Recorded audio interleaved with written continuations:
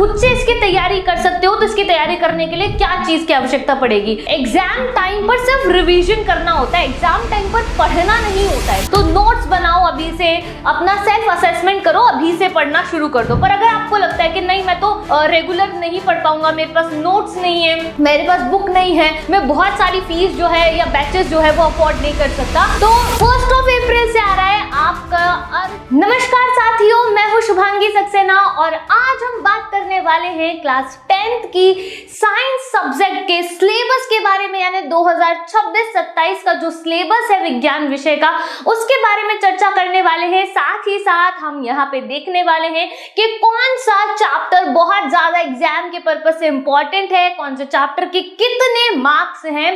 तो साथियों फटाफट से तैयार हो जाओ, चर्चा कर लेते हैं कि ये जो अपना साइंस का एग्जाम होने वाला है, इस एग्जाम में हमारे पास कितने चैप्टर्स के साथ हमको अपनी तैयारी को स्ट्रॉन्ग करना है। तो हमारे पास 13 चैप्टर्स है। कितने हैं? 13 चैप्टर्स हैं। स्टार्टिंग के जो चैप्टर्स है 1 से लेकर के 4 तक क्या क्या है?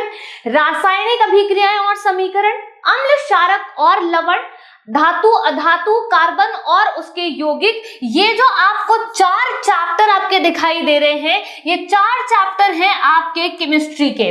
और ये जो 4 चैप्टर हैं, इन 4 चैप्टर में से ये जो आपका 4 नंबर का चैप्टर है कार्बन और उसके यौगिक, मोस्ट ऑफ क्वेश्चन आपको यहाँ से जरूर देखने को मिलेंगे। एक एमसीक्यू यहाँ से देखने को मिल सकता है, लॉन्ग क्वेश्चन देखने को मिल सकता है, ऐसे टाइप भी देखने को मिल सकता है, शॉर्ट भी आपको यहाँ से देखने को मिल सकता है। तो मतलब आपका जो पेपर है ना, उस पेपर के अंदर बहुत सारे क्वेश्चन यहां से देखने को मिलेंगे आपको। अब अगर हम बात करें कि ये जो कार्बन और उसके यौगिक हैं, ये 7 नंबर का चैप्टर है। कितने नंबर का है?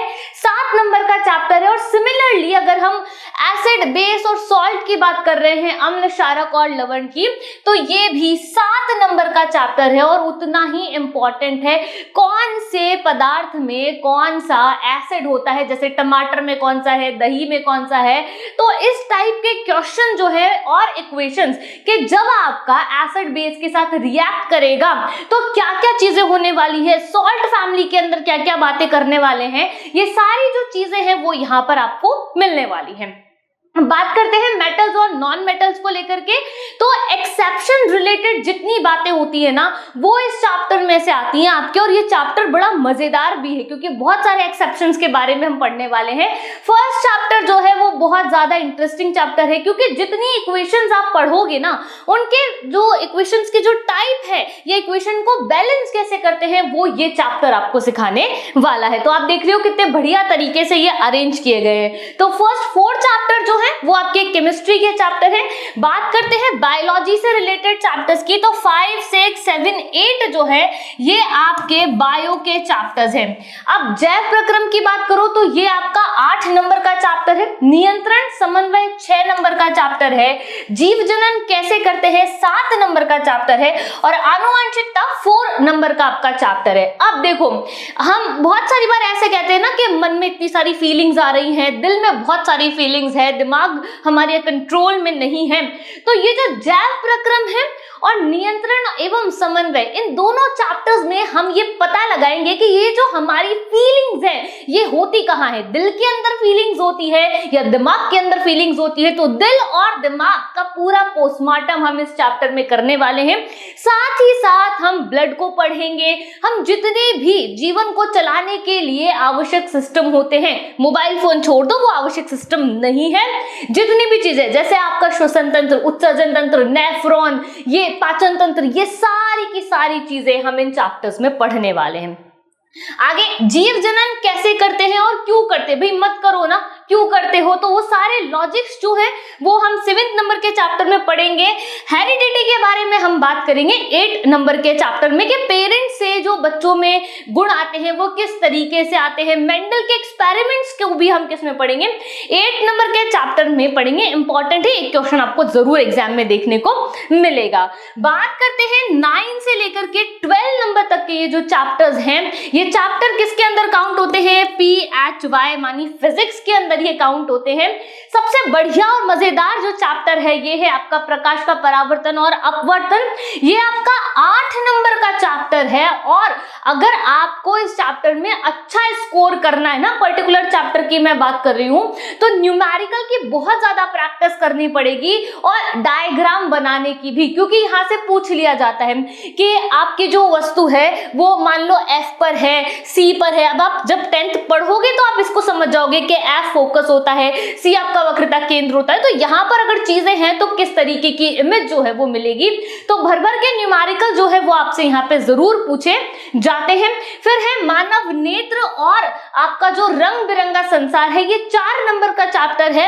आपकी आंख काम कैसे करती है। देखो ऊपर जो है ना, ऊपर हमने दिल की बात करेंगे, दिमाग की बात करेंगे, सिस्टम की बात करेंगे, न्यूरॉन्स की बात करेंगे, हम सबकी धमनी शिरा सबकी बात करेंगे, आंख की बात नहीं करेंगे। आंख की बात हम यहाँ पर करेंगे। तो जो अपने को आंखें दिखाते हैं उनको हम ये पढ़ करके अपनी आंखें बढ़िया तरीके से दिखाने वाले हैं बोर्ड एग्जाम के रिजल्ट के थ्रू। क्लियर है बात यहाँ तक।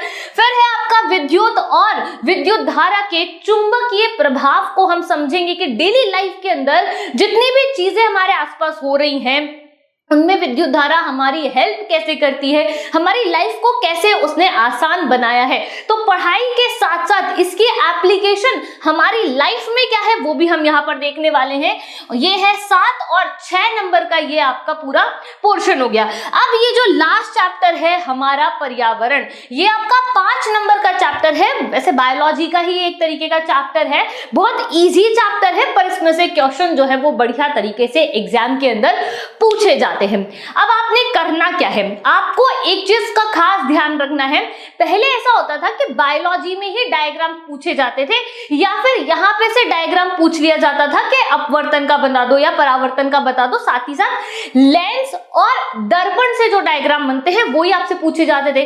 पर अब जो लेटेस्ट पैटर्न चल रहा है ना, उसमें आपसे केमिस्ट्री से भी डायग्राम पूछा जाता है, बायोलॉजी से तो पूछा जाता ही है, फिजिक्स से भी आपको डायग्राम पूछा जाता है, सर्किट बनाने को आपको बोल दिया जाता है, आपसे पूछ लिया जाता है कि जो है जैसे मैग्नीशियम रिबन वाले के एक्सपेरिमेंट है आपके, जब पढ़ोगे तो याद रहेगा आपको, उसका डायग्राम बना दो, है ना। कार्बन से रिलेटेड जितनी चीजें हैं आप उनका डायग्राम बना दो, ना इलेक्ट्रॉन बिंदु जो डायग्राम होता है वो आप बना दो। तो आपसे डायग्राम जो है वो पूरी साइंस से किसी भी चैप्टर से पूछे जा सकते हैं। तो इंपॉर्टेंट नोट है ये कि डायग्राम बनाने की प्रैक्टिस केवल बायोलॉजी में नहीं करनी है, अपने को ये प्रैक्टिस केमिस्ट्री में भी करनी है, बायोलॉजी में भी करनी है और फिजिक्स में भी ये प्रैक्टिस अपने को करनी है। सेकेंड इंपॉर्टेंट पॉइंट है कि आप अगर खुद से इसकी तैयारी कर सकते हो तो इसकी तैयारी करने के लिए क्या चीज की आवश्यकता पड़ेगी। आप ना अभी से पढ़ना शुरू करो। एग्जाम टाइम पर सिर्फ रिवीजन करना होता है, एग्जाम टाइम पर पढ़ना नहीं होता है ना। तो नोट्स बनाओ अभी से, अपना सेल्फ असेसमेंट करो, अभी से पढ़ना शुरू कर दो। पर अगर आपको लगता है कि नहीं मैं तो रेगुलर नहीं पढ़ पाऊंगा, मेरे पास नोट्स नहीं है, मेरे पास बुक नहीं है, मैं बहुत सारी फीस जो है या बैचेस जो है वो अफोर्ड नहीं कर सकता, तो 1 अप्रैल से आ रहा है आपका अर्जुन बैच, जिसके अंदर आपको मिलने वाले हैं नोट्स, पीडीएफ, वर्कशीट, होमवर्क। और होमवर्क ऐसा नहीं है कि आपको बर्डन लगने लगेगा, होमवर्क आप ऐसा है जो आप अच्छे से कर पाओगे। साथ ही साथ आपको मिलने वाली है पूरे सेशन जब तक आपके एग्जाम नहीं होंगे तब तक आपको मिलने वाली है आपकी लाइव क्लासेस। अभी जो लाइव क्लासेस है ना, इसके अंदर आपको सारी चीजें मिलेंगी कि पढ़ना कैसे है, किस तरीके से नोट्स बनाने हैं, याद कैसे करना है, ट्रिक्स कौन कौन सी है, कौन कौन से निमोनिक्स बना सकते हैं, कौन कौन सी चीजें अपने को हाईलाइट करनी है, आंसर राइटिंग कैसे करनी है, एग्जाम में अपना प्रेजेंटेशन कैसा होना चाहिए, डायग्राम को कैसे सुंदर बनाना होता है, लेबलिंग कैसे करनी होती है। तो अर्जुन बैच में आपको एवरी सिंगल थिंग जो चाहिए आपकी तैयारी को अच्छा बनाने के लिए 10th के अंदर 100 मार्क्स लेकर के आने के लिए। और ये 100 मार्क्स सिर्फ ऐसे नहीं है कि हमने 10th पढ़ी हमें तभी तक वो चीज याद रहेगी, नहीं, लाइफ लॉन्ग आपको चीजें याद भी रहेगी, उसके लिए आपको तैयार रहना है। 1 अप्रैल से आ रहा है अर्जुन बैच, दिमाग में फिक्स कर लो।